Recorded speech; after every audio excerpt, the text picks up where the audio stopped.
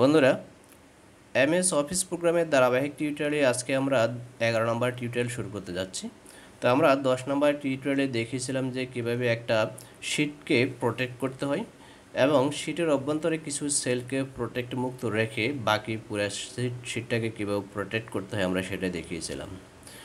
তো আজকে আমরা প্রোটেক্ট নিয়ে আরও কিছু অপশান দেখাবো। তো চলুন শুরু করা যাক।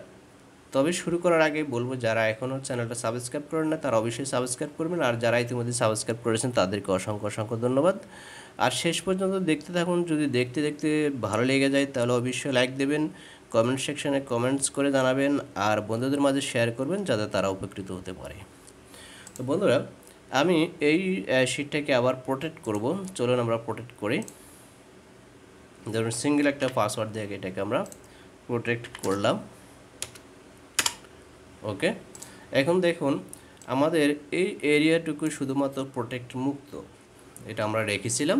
জাস্ট এখানে কিছু লিখলে লেখা যাবে, এখন লেখা যাচ্ছে, কিন্তু এদিকে আর কোথাও লেখা যাবে না, বাইরে কোথাও লেখা যাবে না, শুধু এই এরিয়াটুকুতে লেখা যাবে।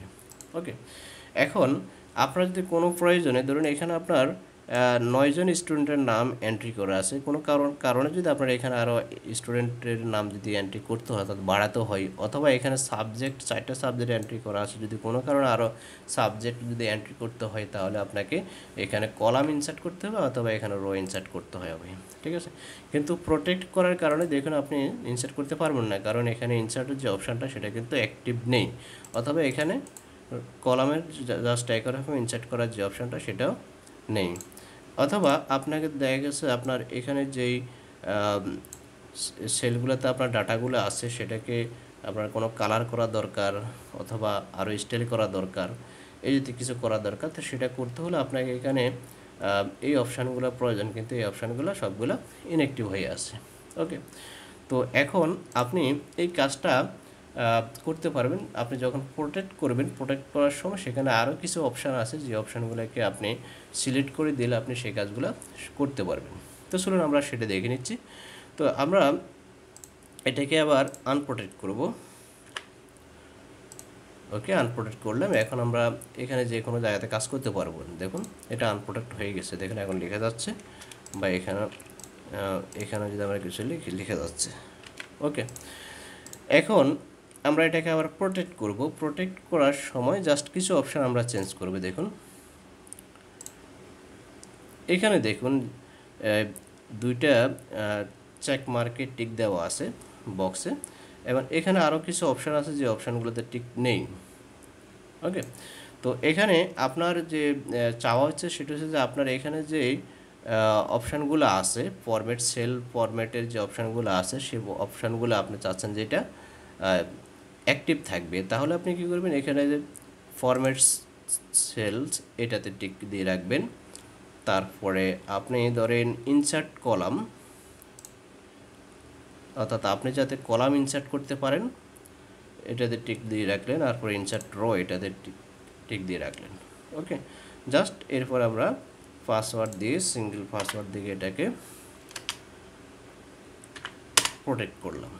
ওকে, এখন দেখুন আমার এখানে এই অপশানগুলো কিন্তু এখন অ্যাক্টিভ আছে, কিছু কিছু অপশান অ্যাক্টিভ না, যেই অপশানগুলো অ্যাক্টিভ নেই সেগুলো কিন্তু আমরা ওখান থেকে অ্যাক্টিভ করে দিই নেই, আর এই অপশানগুলো আমরা অ্যাক্টিভ করে দিচ্ছি কারণ এগুলো অ্যাক্টিভ আছে। তারপরে আপনার এখন যদি মনে করেন যে এখানে আপনার একটা রো ইনসার্ট করা দরকার, আপনি ইনসার্ট করতে পারবেন।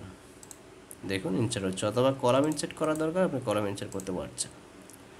ওকে, এখন আপনি ধরেন এখানে যদি কোনো কাজ করতে হয়, কাজ বলতে আপনি ধরেন এখানে কোনো কালার চেঞ্জ করবেন অথবা সাইজ চেঞ্জ করবেন, এরকম কোনো যদি করতে হয় তাহলে আপনি এখন করতে পারতেছেন। দেখুন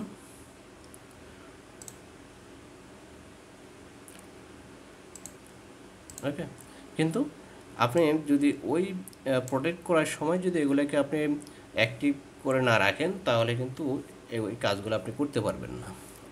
ওকে, অর্থাৎ এখানে আপনি লিখতে পারবো না, ঠিক আছে, জাস্ট দেখুন এগুলো তো আমি লিখতে পারবো না, কিন্তু আপনার এটাকে যদি কালার চেঞ্জ করতে হয় অথবা বড়সড় করতে হয় আপনি সেটা করতে পারবেন। দেখুন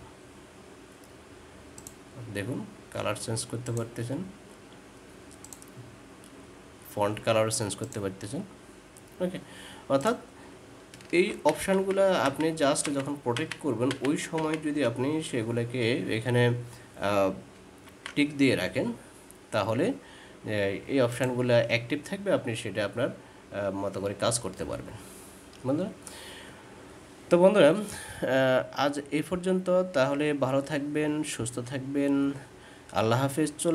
যাওয়ার আগে আবারও বলবো, যারা এখনও পর্যন্ত চ্যানেলটা সাবস্ক্রাইব করেন না তারা অবশ্যই সাবস্ক্রাইব করুন, আর এখন পর্যন্ত দেখে যদি ভিডিওটা আপনাদের ভালো লাগে তাহলে অবশ্যই একটা লাইক করুন। আর যদি কোনো সমস্যা হয়ে থাকে বুঝতে, তাহলে আমার কমেন্ট সেকশানে অবশ্যই জানাবেন আমাকে, আমি চেষ্টা করব আপনাদের সেটার জবাব দিতে।